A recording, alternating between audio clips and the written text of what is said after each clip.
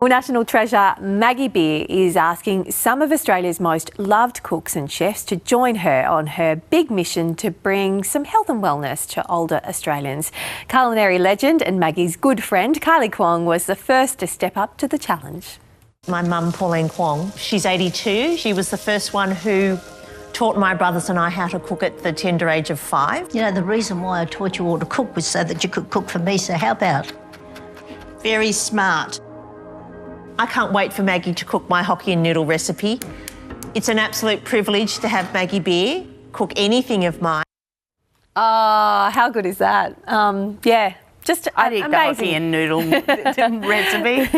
I am so excited to say that Maggie joins us now from the Barossa Valley in South Australia. Welcome to the program, Maggie. Oh, thank you, Bridget, and great to be on. And wasn't Kylie wonderful? Oh, as always. She's another national treasure alongside of you. Absolutely. How interesting has this series been for you to delve into something you are so passionate about? It's something you've been talking about across Australia for a really long time. Where does this series take you?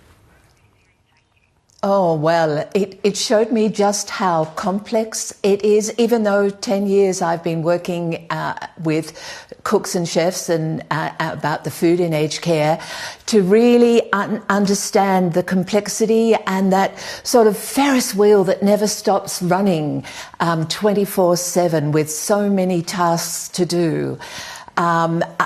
I really understood that. I got to know how vitally important communication is with the whole of the team of management, right through to the carers, to the cooks, to the gardeners, how everyone has to be on board.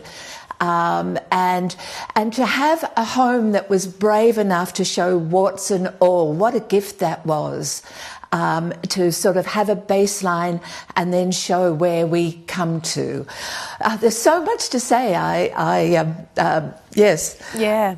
I don't know whether to just keep on going or you ask me more questions. No, I could talk to you about this for hours, Maggie, because I think, you know, the connection that so many of us have to our aged care homes, which are an integral part of our society. It's so important, but we don't often get to see what happens, you know, behind the scenes, how it runs, how much passion and energy goes into it. But I also am curious to know whether you think it's actually just sometimes, in terms of the food that's being served, whether it's just small tweaks that can be made to some of the meals.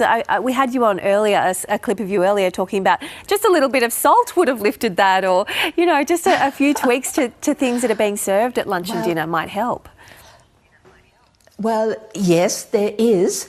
Sometimes it's just a few tweaks, but there needs to be so much training on the job, because there's such a shortage of cooks and chefs anyhow, with let alone the skilled knowledge that's needed. But what we tried to do and are trying to do with our trainer mentor programs is maximising cooking techniques to give those bursts of flavour, along with nutrition, the nutrition that's needed. The protein is building blocks all the day, but also, you know, not only training and communication, but giving knowledge and skill and respect and a path for the cooks and chefs for them to grow so they are proud. There is so much that needs to be done, but it's started. And you are seeing that in some places, in some homes, that work is underway? Oh, absolutely. Look, there are people out there doing it really well, and they're really to be encouraged and supported and celebrated. And for those, you know, once a home, the whole of a home understands the difference it can make, it means. And to do that, you have to step back and sort of almost audit yourself and see. I can tell you that I can see homes where, not just this wonderful documentary where I had so much inspirational support. It wasn't just the food, it was the carers, it was the garden, it was the training of this amazing team I had to work with. But these homes that are doing it really well, and the others just need that support and knowledge and understanding of the difference it can make. Everyone wants to do better when they're given the tools. And did you have fun filming this series? What kind of people did you meet along the way? Oh, look, it was hard. And it had amazing times of joy and fun because I so respected the team. I got to know the residents. Oh, and to see them grow with spirit when they were given focus of things that they wanted to be part of, and the difference that it made. I mean, we've got statistics from Associate Professor Jade Cartwright, right from the baseline to 10 months on, has given us statistics of how depression of the home of Meath has gone from 46 to 23% of the residents, and the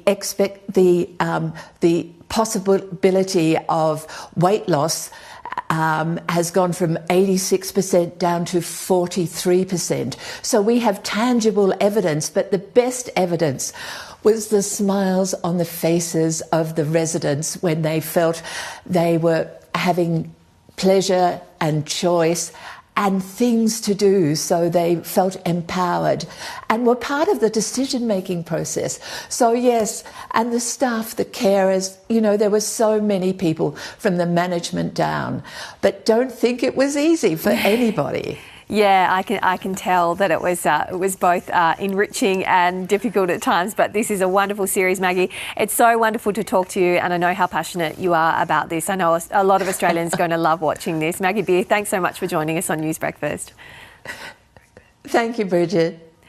And if you're interested in learning more about how Maggie Beer is working to improve the quality of life in aged care homes, check out the new series, Maggie Beer's Big Mission, which kicks off tomorrow at 8:30 p.m. on ABC TV and on iView as well. Wasn't that lovely? Absolutely.